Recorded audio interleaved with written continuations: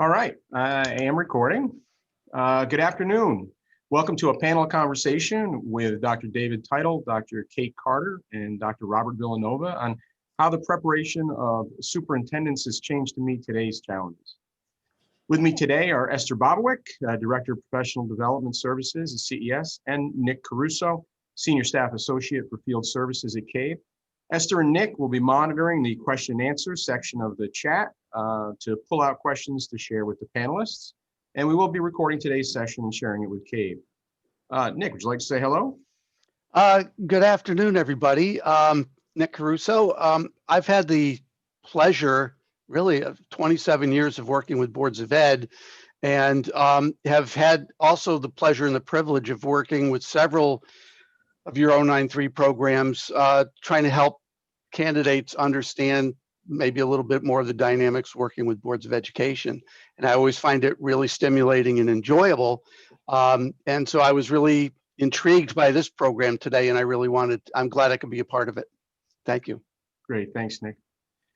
Whether you're a seasoned Board of Education member or new to the role, I'm sure that you have witnessed the complex and demanding nature of the work that superintendents are asked to do and do well from day one.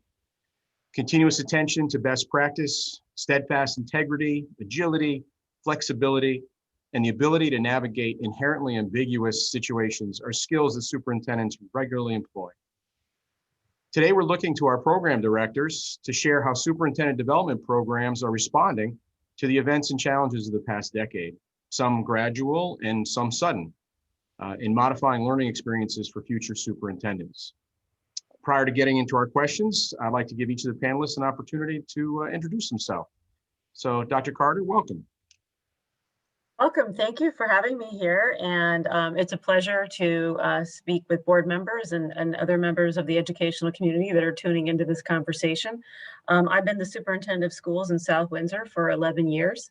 It has been my pleasure to serve with an incredibly outstanding, professional, committed board. And I love my work. And I love being a superintendent, which is why I do the work that I do at CCSU.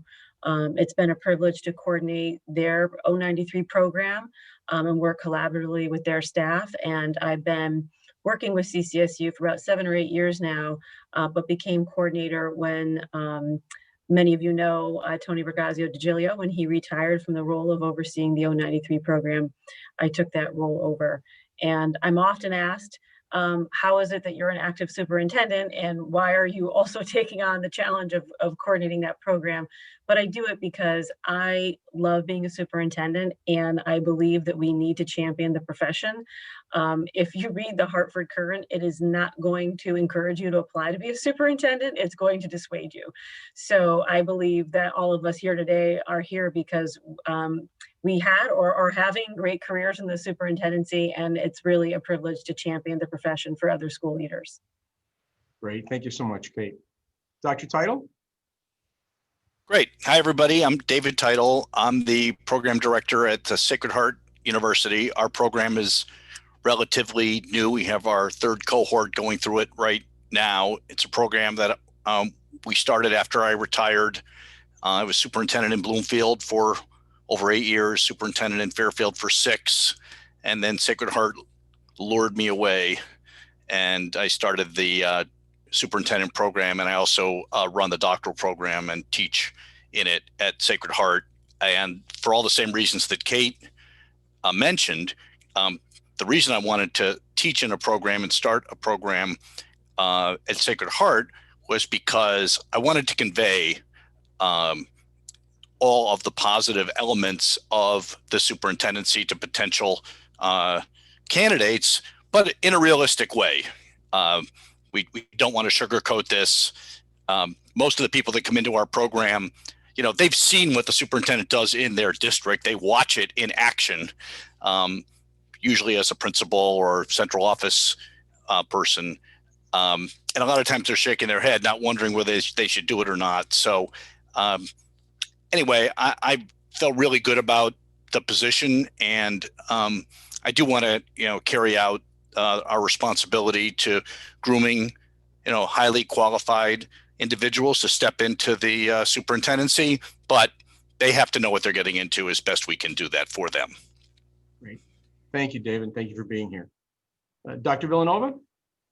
Well, good afternoon. It's nice to hear what Kate and Dave said. I'll say many of the same things. Good to be here with friends and colleagues. I've been coordinating the UCONN program since 2009. Dr. Phil Streifer and I designed the program back in 2000, so we've been at it for a long time. We've had more than 470 graduates come through our program over the last 20 years. I think we've had 24 cohorts.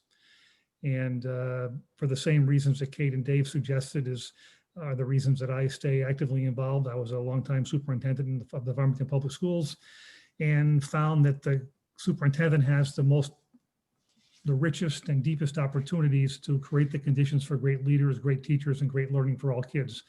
And we want to relay that same orientation and the skills it requires to create that to the next generation of leaders that are moving into the superintendency. So I'm happy to talk about that today with my colleagues and respond to your questions.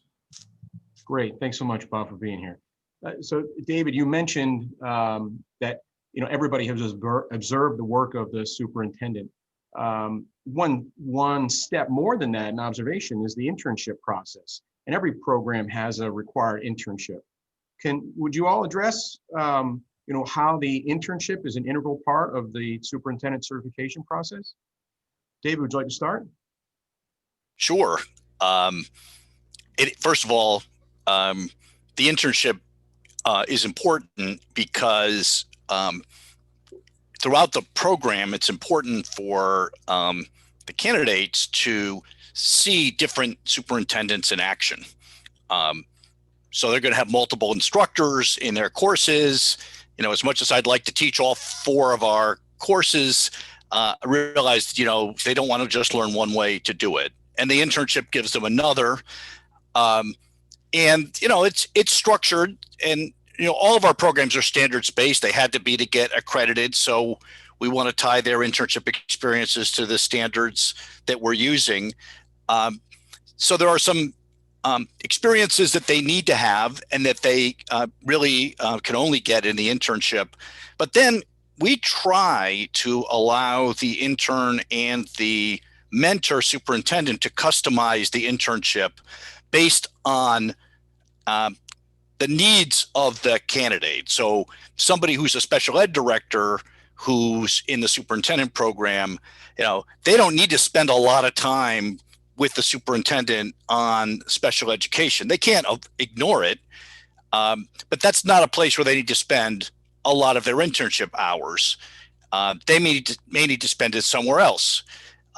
So I think as we try to mix it up between required activities to meet the standards, and so we know they've gotten a base, but at the same time, we try to customize it to what that particular individual needs to round out their knowledge base to be a successful superintendent. I'll stop there and let the other 2 jump in. Thanks, David. Bob? I was going to defer to Kate. Kate, why don't you go, and I'll be happy to fill in the blanks. I concur with what Dave said, but let's elaborate a bit. Anything you want to add, Kate? Sure. I agree with everything that David just shared. And I think one of the things the internship lends itself to is not only seeing the differences in leadership styles in, say, the superintendent they work with, the superintendent they're shadowing, but we have many board members watching today, and they also get to have a front row seat to seeing how different boards operate. And boards are very different. And it's really interesting how different cultures can evolve. One of the good things I think about our students collectively having this year-long internship experience, as is true for all programs, is I think it opens the door to seeing them. A lot of students might originally not see themselves as a superintendent. And I think that's because there's this myth that there's this one leadership set of skills and sort of this one profile of who makes a good superintendent. And they quickly learn that superintendents are very different. You guys know, we know our colleagues, we are very different. We have very different leadership styles and strengths and weaknesses. And so I think they quickly learn to see that there's room for a lot of different leadership styles and approaches within the superintendency while still being effective. There's not just one playbook for it. It's so important what Kate said, and I agree with everything that Dave said. I would just add that one of the things we try to emphasize is a lot of the superintendent work happens behind a veil or a curtain. And unless you're in the role, you don't really see behind that curtain very often. And the internship allows these talented leaders who are already experienced leaders in their own, they're already principals or assistant superintendents, so they're not beginning leaders, they're typically experienced leaders.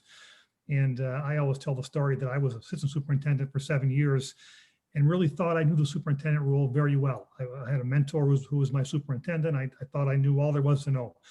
And when he retired on November 3rd, 1993, the next day, the whole world looked different to me. You know, I was just shocked, even though I thought I had inside information. I just could not believe the differences when the curtain opened up and you saw the dynamic work with the board, the response to stakeholders, the student issues you had to deal with. So the internship provides a reality check to some degree for these talented leaders to realize that they're moving to a different type position with a different level of organizational perspective. Many of them are talented principals who know about how to run a building really well, how to lead teachers really well, but to get to the balcony and take a look at an entire district with multiple buildings, multiple stakeholders, it's a whole different ballgame, and the internship opens all that up in a unique and special way.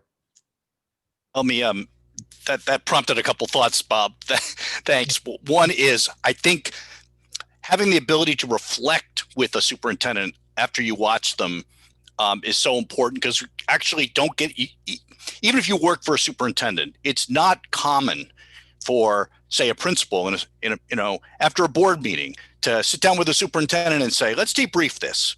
You know, I noticed this happened in the meeting. Why did you do this? Why did you do that? I mean, they watch it happen, maybe because they have to be there if they're paying close attention, but they don't often get a chance to debrief about it unless, you know, they make a super effort. And I know, and I'm sure it's all of our programs, it's the debriefing after the experience that's just as important. So that's something that even in their own districts, they're not going to get that debriefing. And the other thing I'll say about the larger topic at hand, which is how do we adapt our programs to the changes in the world? The internship is the place for that to happen first and foremost. I mean, we can't move our curriculum fast enough to adjust to the world, but the internship by its nature does that.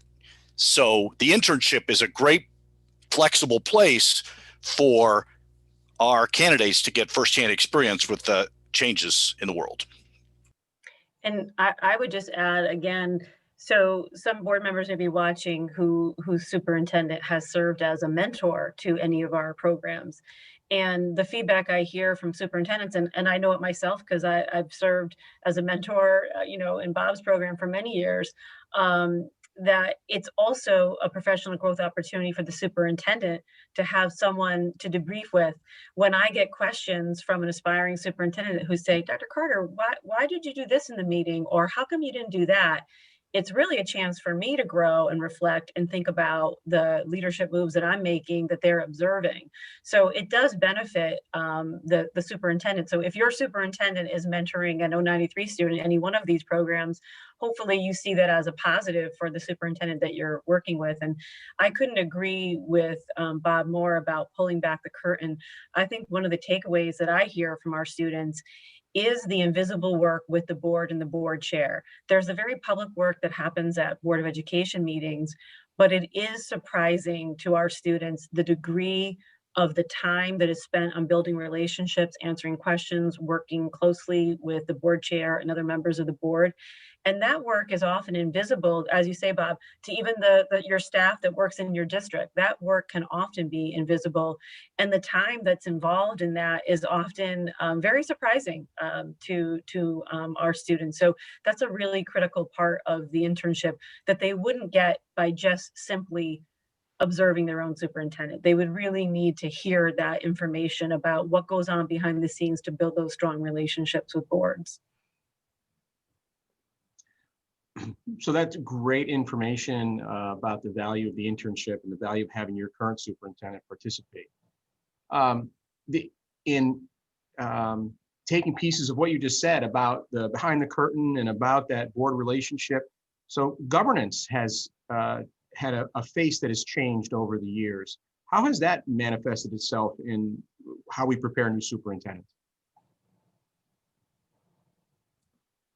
I'm happy to jump in and start. Other people can add. I mean, I don't think it's changed very much at all, except that the communities that we all lead have changed dramatically, and therefore governance structures and the principles behind it need to be flexible and adapted. But generally speaking, collaborative governance is what I spent a lot of time talking about now for the last 7 or 8 years with boards and superintendents across Connecticut. And I think collaborative governance at its heart is a process where the superintendent and the board together are an aligned team.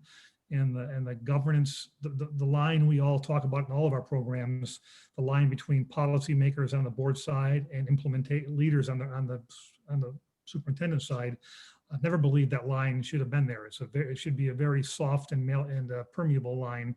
Nobody runs for the board simply rubber stamp the superintendent's recommendations, and nobody's a superintendent wants to have things decided by the board and be micromanaged. So I think to some degree governance is a high level advanced skill for superintendents to successfully negotiate through to make good things happen for the children they serve. It perhaps is the most complex of all of the things we all teach in our programs, is how to be a leader. At the same time, you're reporting to individuals who are your bosses. You're their only employee, and that makes the governance relationship complex. And many people have heard me say oftentimes, we can never think that there are schools, the community schools that we happen to be leading with the board. And occasionally after a long service, all three of us, Kate, Dave, and I have had long service in our superintendencies, you can begin to get the feeling that this is your school system. And that's a dangerous set of hubris that begins to creep in. And we're always warning each other that the best way to have collaborative and solid governance to serve children well is to remember that we have elected officials in a democratic process. And our goal is to try to build consensus and collaboration around with diverse points of view. That's the whole ball of wax in governance from my point of view. I can just share, as I mentioned, it is unusual. I believe CAPS put out recently or a few years ago that the average tenure of a superintendent in Connecticut in the same district is about 4 years. So I'm over 2.5 times that length as you guys were in your roles. And that length of tenure, I think, is only looking to shorten, not lengthen, in terms of trends. And that's why, effective board governance is so important, because I think sometimes people focus on the board's role of hiring and finding a superintendent, but I would argue equally, if not more important, is the board's role in retaining a high quality superintendent. And people ask me all the time, why you're still in the same district for 11 years, and I credit the Board of Education. They are a major reason why I remain in this position, in a position that would statistically have turned over twice, if not 3 times by now. And that's really a credit to a board who they take very seriously the retainment piece of that. And that's something that really high functioning boards do. The governance piece has to be stronger than just the individuals that happen to be filling the roles at that time, because people do change. Boards change, board chairs change, superintendents change. And if a district is going to have a long-term vision, and you're getting a new superintendent every 3 to 4 years, it's very hard to charge the superintendent with a long-term vision, charge him or her to execute it, and then expect to hold him or her accountable for the outcomes if between the start of the vision and the end, you've had 3 different superintendents. So I think that the governance piece can't be stressed enough in our programs. And we certainly, as I'm sure the other programs, coach our students to really do their homework around the governance and board culture of a district that they're considering applying to. Just as much as boards are interviewing superintendents, superintendents are interviewing boards. And the board culture can really determine the quality of the pool of candidates that will be considering a district to join as a leader. I add to one thing. Yep. It's always a hot button to me. I agree with Kate, but want to make sure I emphasize the fact that there are so many occasions where there are very dysfunctional boards who are at war with their superintendent. The superintendent turns over and the search consultants all tell everybody that's a dangerous place to go because they've had a difficult time with the superintendents. Very, very often, someone new comes in with a different set of skills and begins to work with the board in a different way. and good things begin to happen. And that board that used to be dysfunctional and not get along with the district and the superintendent all of a sudden finds a better pathway, and you have a good long-term relationship. So I wouldn't want to discourage people from looking at districts that had a history of difficult board relations, because sometimes strong leaders can change those sometimes, but you gotta be careful. I'm sorry. So, David.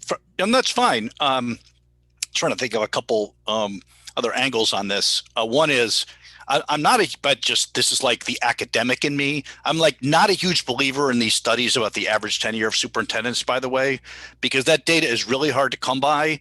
And it doesn't account for the fact that people are still in those jobs and you don't know how long they're going to be in them. So I think it's actually longer than that, but it turns over too much. The bigger point is there, but I don't think we actually have a good number on that. But I have to say that as an academic statistician, quant person. My other point would be in the program, what I find that they don't necessarily know, if they're working in a district where they haven't seen a board work in a really functional, collaborative way with the superintendent, I feel like we need to tell them what it's supposed to look like. Like, here's what a good balanced model looks like. And there's a few different books on there on that people can use. And I know, again, it's like this theoretical construct, but we want them to know that if this is working well, this is what it should look like. And then back to the internship, when they're out looking at other board superintendent relationships, at least they have some standard to mark that against. And they may actually see, elements of effective leadership in practice in their internship district or even in their own district. But people can get so downtrodden about board superintendent relations that I just feel like we need to explain to them what it should look like, what it can look like, and that it does in fact happen out there in the world. Because all the stories in the media, back to, the Hartford Courant or whatever, are only about superintendents who are in trouble. And they're not all in trouble. And as Bob said, with the right skill set, a lot of times you can avoid making more trouble for yourself. So those are some thoughts. I think one way it's changed is the technology element of it has changed a lot. If I think back to the beginning of my superintendency and back to this goes back to the beginning of Bob's program, right? Think about the technology and how that's changed board superintendent relationships over the years. That's something that we have to manage much differently than before. It used to be, when email came in, that was the big thing. Oh my God, now they can email me. Well, that's like passé. That's, my daughter would say, that's my boomer dad using email, right? So I think technology has changed a lot about that relationship. And I think that's something that we're sort of, struggling with, because it often means, and this goes to another point, it was on Chip's list, but haven't gotten to it, which is about social emotional side of the job, or social emotional learning. I think it's getting harder and harder for superintendents to have any time away from the job. I mean, there's got to be some self-care in our programs, and we need to teach superintendents how to take care of themselves in this new world that we're in, and that boards need to be understanding of the need for the superintendent to have some space occasionally. But between the technology and, of course, the crisis a minute that we're in right now, it's really hard to do it. But somehow, if superintendents or future superintendents don't take care of their own mental health needs, they're just going to burn out, and they won't make it to 4 years. So anyway, that's a mouthful. Add on to what Dave said, I agree with all those things. Just to Kate and to Dave, I see my colleague and friend, Assistant Dean Jason Azari is on the call, and please don't refer to it as Bob's program. It'll be my last day at UConn. They'll have me, shoveling snow somewhere. It's UConn's program. I happen to lead at least recently. But technology-wise, one thing we've done, and I suspect Dave and Kate have done it in different ways as well. You can see every board meeting now almost on YouTube. Almost every board in Connecticut is now live on YouTube or taped on YouTube.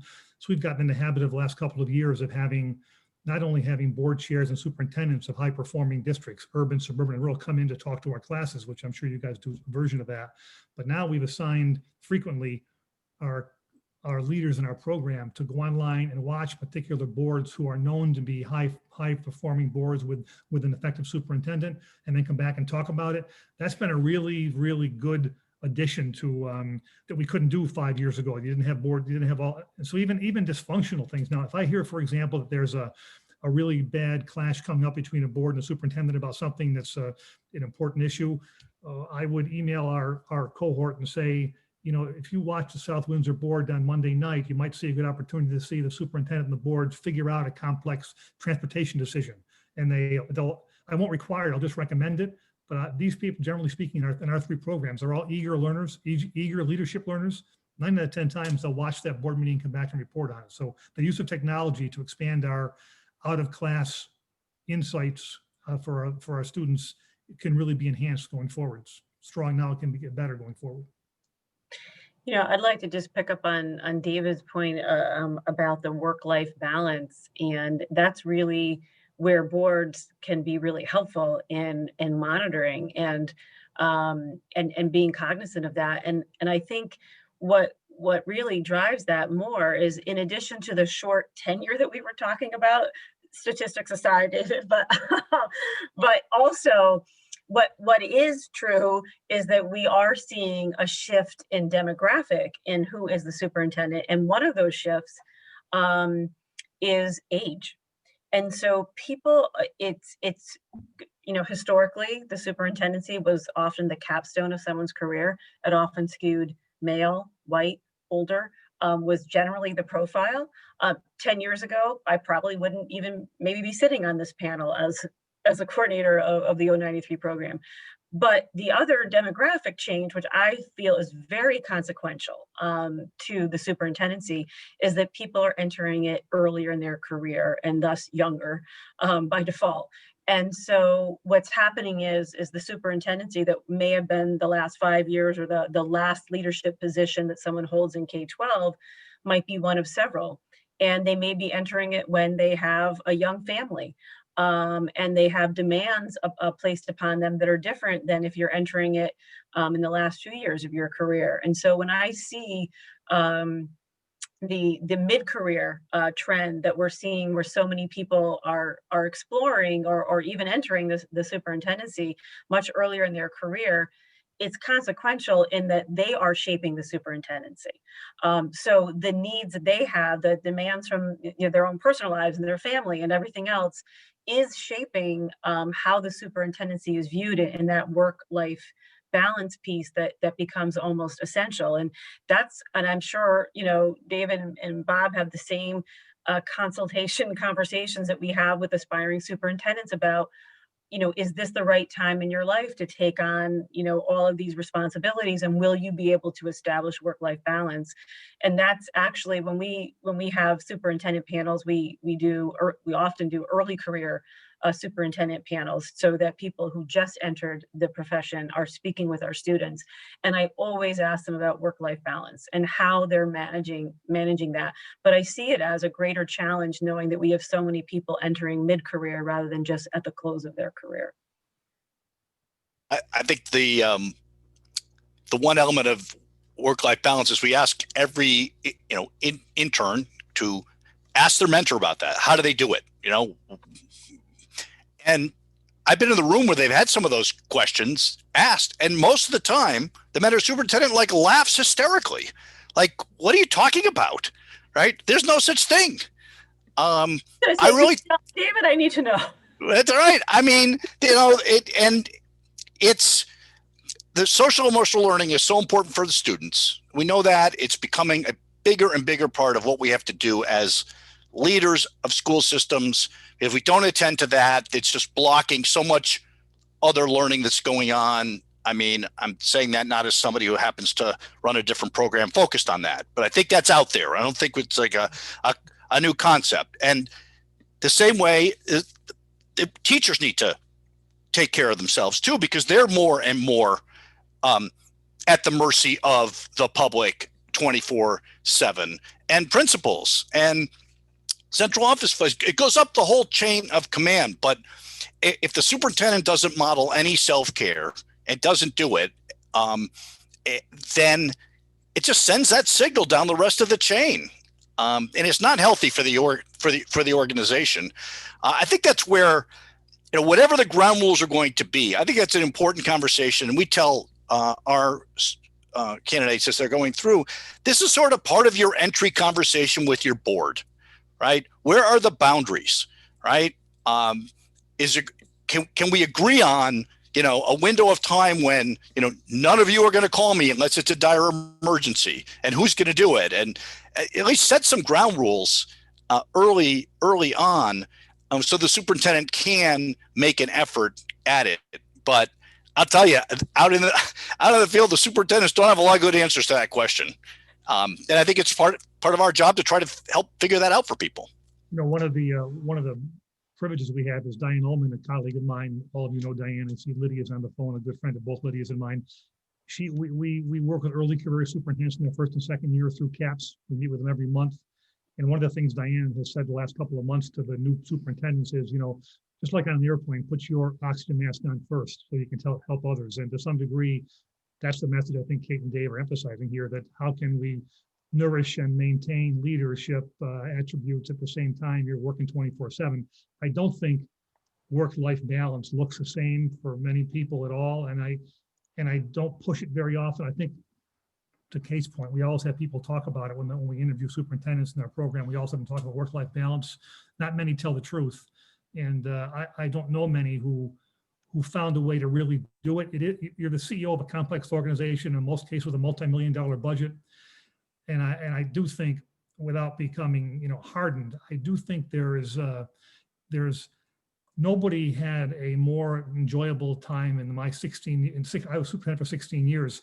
I had work-life balance down, but nobody would know that from the outside. I did it my own little way. Maybe it was a half hour in the afternoon reading the New York Times every day that nobody knew about. Maybe it was, a 20-minute vacation instead of a full day vacation, but it didn't look the same for everybody else. If you ask people around me, they'd say that I work 24/7, but I really didn't. So I agree that with the notion that we need work-life balance, but I don't think it is everybody's going to go to the gym at 7 o'clock in the morning and eat dinner with their families and never get a phone call on weekends. It doesn't work that way. The democratically elected Board of Education folks that many probably are on this phone expect a lot from their executive. And that oftentimes means a very difficult high bar of when you need to be accessible, when do you have to respond, and how you have to respond. So I don't want to sugarcoat it either, but I want to be sure that we give the message out to our aspiring superintendents that this is a different level of work. And necessarily it's harder, but it's definitely different. And I don't know if you can draw a firm line around your personal life. I always felt that my survival was in part because I left the line fairly soft, and my family, without a supportive family, I probably could not have been a superintendent for more than a year. So my family was supportive, but the line was always pretty blended for me. My kids were at the games and my wife went to events and vice versa, but I don't think it was a very bright line. So I try to make it a realistic conversation and not one that's Pollyannish. This is a job not for the faint of heart, and you need to be resilient, tough, and have a strong work ethic to have people think you're doing the job well, I think. Male or female, or I don't think that. So, enough said about that. Great. So in terms of changes that have happened in society recently, diversity, equity, and inclusion is a critical one, important for every active superintendent. How are we preparing upcoming superintendents to address those issues? So it's a major priority at UCONN, NEAC School of Education, and we've been monitoring carefully the last 7 or 8 years in particular, the demographics of our incoming leaders. And, we were very proud of the fact that about close to half of the leaders that are coming into our program in the last 4 years have been leaders of color. More than half have been women. And in our program delivery all over the course of the year, we make sure the instructors and the faculty and myself make sure we have at least 5 presentations from leaders of color and women leaders on a variety of topics, to be sure, to Kate's point earlier on, that people don't think you have to be a tall white male to be a superintendent. Anything we can do to break down that stereotype, Even though there were some good tall white males, by the way, who were pretty good. Aside for a minute, the times have changed. We're trying to make that a real priority in our program, as I'm sure everybody is. You know, we have 20% of our entry course now is related to leadership for equity, and we make sure we have a diverse set of leaders come in and talk to us, to talk to the cohort about their work in the area.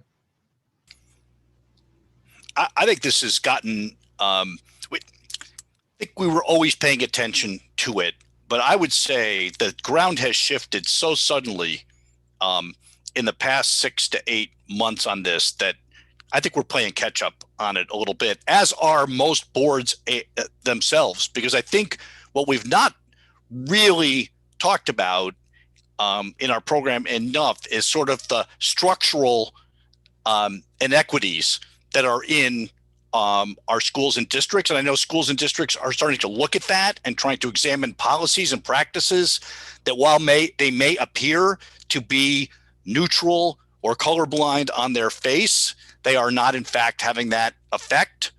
And I'm not sure we've come to grips with that one yet. I think that when we start to look at policy and governance, I think we have to start examining what are the board policies that may be inadvertently, unintentionally tying our hands to address this. I just not sure we're there yet.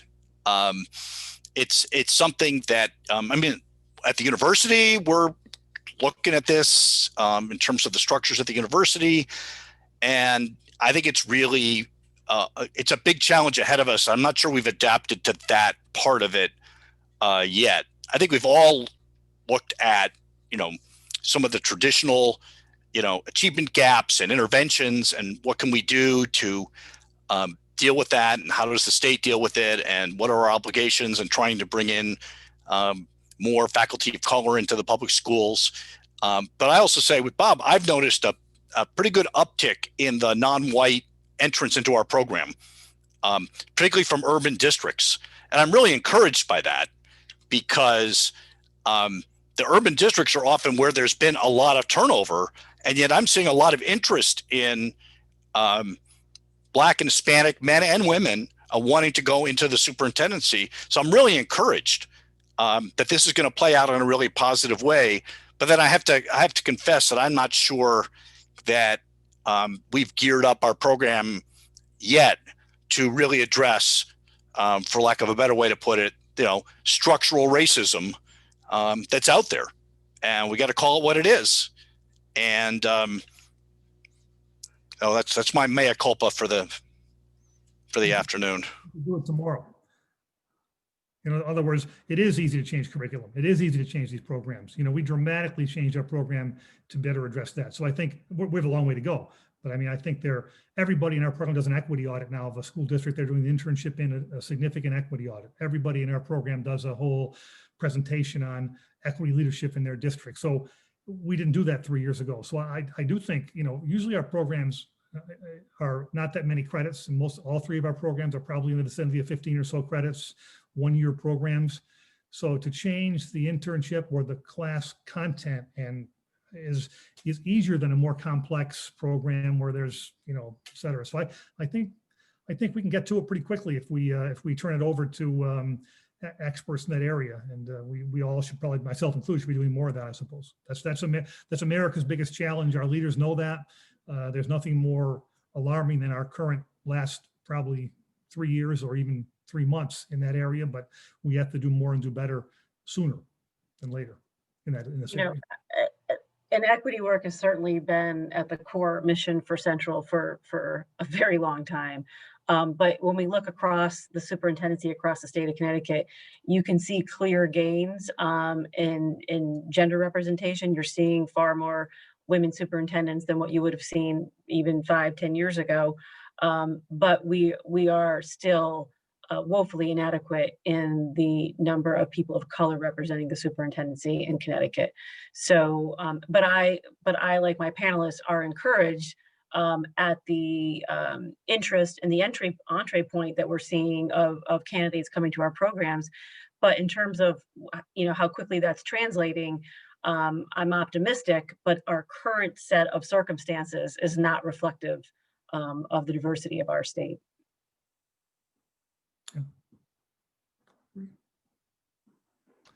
Betty Osgood does searches for, I think for NASDAQ, is a colleague of all of ours. And she always reminds me that when there was a lot of clamor 4 or 5 years ago about there weren't enough women in the superintendency, which we all kind of agree with, she was a search consultant and a strong feminist from my point of view, and made the point frequently in group settings that unless you apply, you can't be a superintendent. So she was always trying to get more women to apply. You can't be a superintendent unless you apply. And I'm trying to apply that same logic now to diverse candidates. If you don't have people applying to the superintendency, they're not going to get the position. So whatever we can do, all of us can do to encourage more candidates of color and women to apply, they'll probably get more positions than currently exist. So we all can own part of that, I think. So if I could interrupt, a question came up about Connecticut superintendents and our programs. Do you think that our programs collectively better prepare superintendents than other programs around the country? How would you know that? I mean, we think we're all focused on national standards, all 3 of our programs here. We all are focused on best practices. And I think all 3 of us probably track our graduates and know that some are dramatically successful in the superintendency, some are modestly successful, and a couple aren't that successful. And I suspect that'd be a pattern of anybody in any other place in the country. There aren't that many. You're probably aware, whoever asked the question, that if not, I just make it brief. I think that only about 24 states require a special program for superintendent certification. The vast majority of states in the country have one administrative certification for everybody. You know, it's a principal, assistant principal, superintendent, assistant superintendent. So to some degree, just the fact that we actually have a program and a requirement, state level requirement for the 093 endorsement, probably puts us ahead of lots of other places. That's how I respond. But perhaps Dave or Kate wants to add to that. I haven't really looked across the country to what the other requirements are, so I'm going to defer to Bob on this one. I know that just coming shortly, it's been delayed. AASA is going to be publishing its 10-year sort of look at the superintendency and how it's changed and not. So we may get a better answer around the country if we see, what some of the trends are in other states. And how we compare to those. But at this point, I don't really have a good knowledge about other states' requirements. Yeah, I would be reluctant to try to comment on nationally, but what I can say is I think it's important that boards of ed not overestimate what a superintendent preparation can do. At its heart, we're credentialing, we're educating, and we're preparing. Credentialing is easy. That's the certification piece that all our programs lead to. The educating, you've heard, snippets today of various things that programs do to make sure that their candidates are educated. And then of course the preparing. I say there's a limit to how much you can prepare someone for a job that is really will be on the job learning. There is so much learning that happens post-certification, post on the job, that just can't be replicated in a program. So we really try to focus on leadership capacity and developing the skill sets. But if these were really how-to programs, then all 3 of us last year should have spent the entire year teaching people how to lead school districts in a pandemic. That would be a how-to program, right? So we didn't do that last year, and appropriately so. So what we really try to do in all of our programs is create the capacity and the skill set so that you can pivot on a dime. So when suddenly a pandemic emerges, you can respond and you've developed skills. But there's no way that you could have any superintendent I know right now was not prepared in advance for here's my playbook for exactly what I'll do when there's a pandemic that strikes. So it's really about giving people the skill set, and I know it's true in all 3 programs, the networking and the contacts of people they can turn to for support. And they often talk about the superintendency being a very lonely job, and there is some truth to it, and it can be very isolating. But the one thing that I learned as a new superintendent that I did not know before was what a camaraderie there would be, and what a how many other superintendents would be there to help me when I was beginning superintendent, and how all of us who are now veterans are in turn trying to help new superintendents. And we're all in a continuum of learning throughout our entire career. So, you know, I'm very careful not to overstate what participation in a certification program will do when there is so much on the job learning that has to happen post the hire for a superintendent.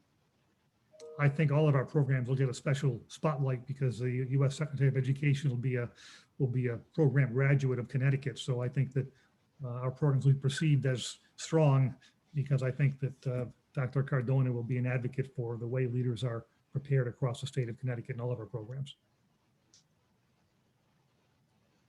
So speaking about pandemic and crises, it certainly has shined a light on a whole bunch of educational issues. Has it shined a light on anything that you see perhaps needs to be adjusted, or a change in focus, or any of those elements, or is it what Kate was saying about it's really about adaptive problem solving and just a different adaptive problem in a different year? Well, one thing is that as I hear superintendents talk, I mean, I had not led during the crisis, so let me start with that. So that puts me in a different category than current practicing superintendents. But I will say that the idea that we can't wait for things to get back to normal, well, that's not going to happen. So superintendents have to find a way to make whatever changes that have been positive stay in place and move forward, as opposed to hoping we can get back to the way things used to be. It's not going to happen in the future. And I think, for example, to my comment about you can respond quickly, all of our programs respond in their own ways. But for example, tomorrow night we have our cohort coming in, and they've read about superintendent and how superintendents have responded to COVID. And the topic is leadership in a crisis. And they're going to talk together with an experienced superintendent and their own impressions from their own leadership in their districts on how they responded to COVID. And my hope would be that that wasn't planned. We, you know, 4 months ago, I would not have thought about that as one of our seminar topics. So I think you can respond pretty quickly to changing conditions. And my guess is now, based on just the challenge everybody's faced for the last 9 months, we will add to our internship program a component on leadership in crisis, because they'll probably continue one way or another. And I think it might have been a missing part of our program. Perhaps Dave and Kate already had it in there, but I realize now that we didn't do enough in that area. So we're trying to get ready starting tomorrow night. Well, I think that one of the areas we tried to emphasize in the program when we designed it, and you just can't do enough with it, is that the superintendent needs to know enough about operations to stay out of trouble. And so much of this pandemic has shown that we need to really take a look at all the different ways the district operates. That's one. And actually, it's operations that get more superintendents in trouble than, you know, out-of-date curriculum. No one ever lost their job. Buses that don't run well because the routes got adjusted during the pandemic, that's a problem. But I think that one thing that this has made very clear to everybody, and if you're in a district with any diversity at all, is it is just laid bare all the inequities that are out there in schooling between the white, middle and upper middle class communities and the other families that we serve. And how, and I think that's one area where the commissioner, soon to be secretary, you know, made his mark and is getting a lot of credit for, was the access to the technology that he has worked so hard to do in Connecticut.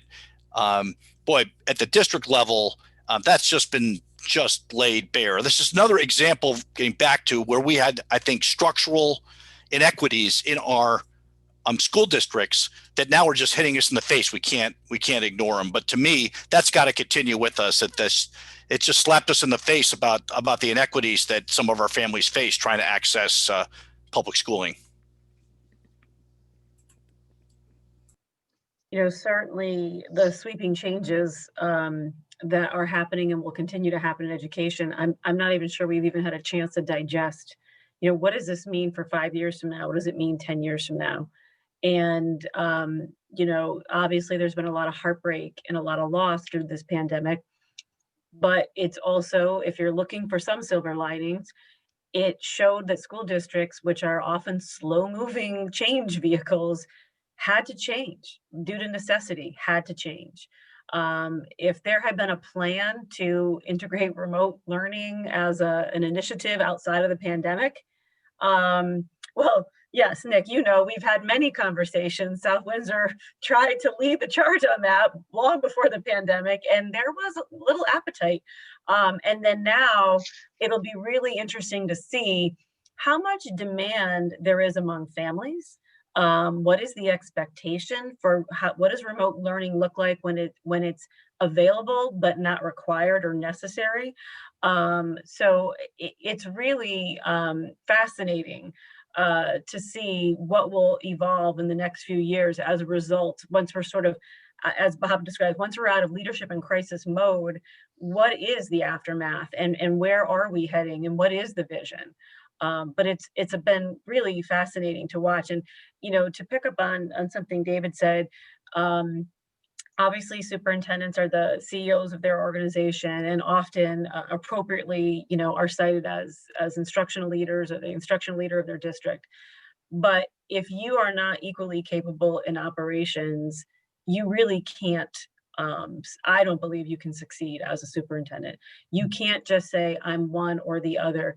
You really have to have all those pieces. And that's what really tested many superintendents in this pandemic. Was we were immediately with no notice having to review every operational decision that had ever been made. And you had to revisit every single one of them. You had to revisit every HR contract. You had to revisit every food service procedure, every transportation procedure. And so, I definitely encourage my students to say, figure out what your strengths are and you can play to them.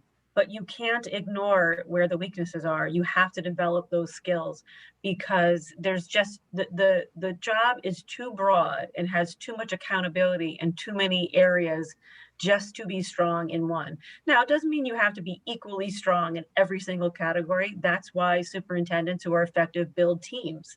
And that's a skill set that I'm sure all of our programs, talk to our students about, which is look at your strengths and build your team, and look at how you can build strengths and weaknesses with the team that you're building, if you're lucky enough to be able to build a team. And that goes back to the length of time that you're in the job. I've had the good fortune of being able to build a team, but I've been here long enough to do that.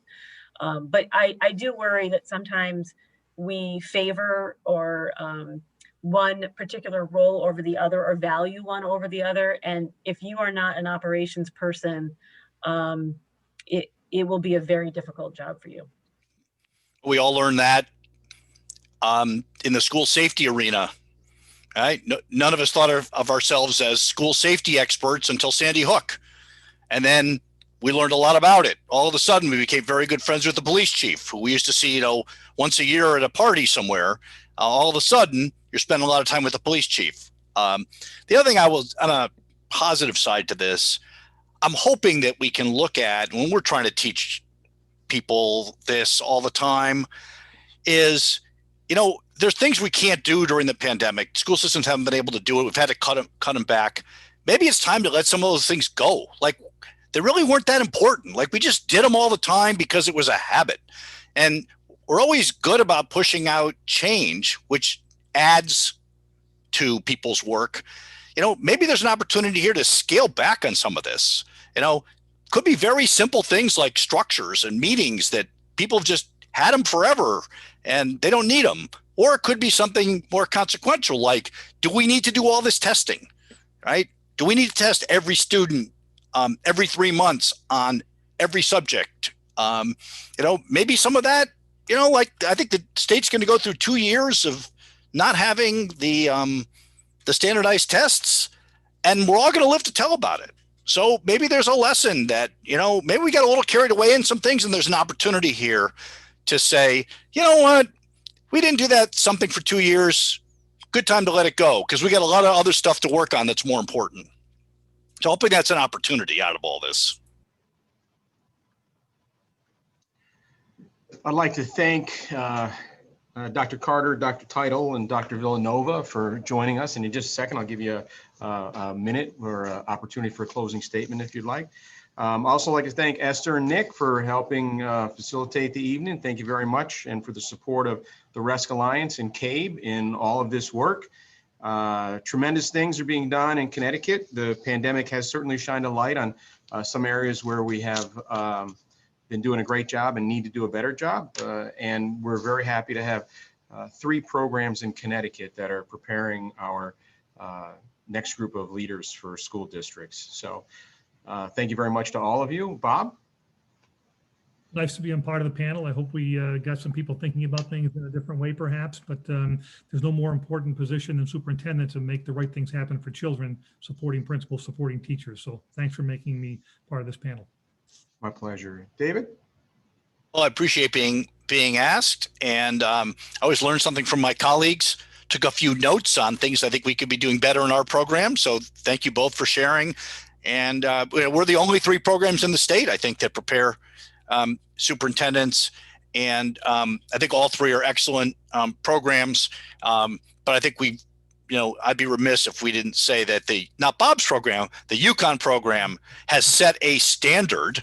And again, I can't compare it across the country, set a standard in Connecticut that we have aspired to in the Sacred Heart program. So I think we should all be grateful to the work that's been done at UCONN by Bob and others to set that bar really high.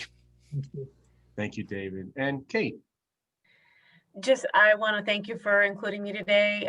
I love championing the profession. It's a passion of mine, and this was an opportunity to do that. It's also an opportunity to engage with board members. And so I'll just make a shout out to board members that if you haven't sent your superintendent an atta girl or an atta boy email in a while, if you haven't noted their hard work, send them a cyber hug. They're working really hard, and believe me, the smallest note of thanks or appreciation or just recognition can really make a superintendent's day. So on behalf of all the superintendents who are working so hard right now, if you have an opportunity to let them know that you appreciate them, that would be time well spent. Very, very well said, Kate. Thank you very much. Board members, thank you for participating. Everybody have a wonderful evening. Okay, everybody. Thanks, Jim.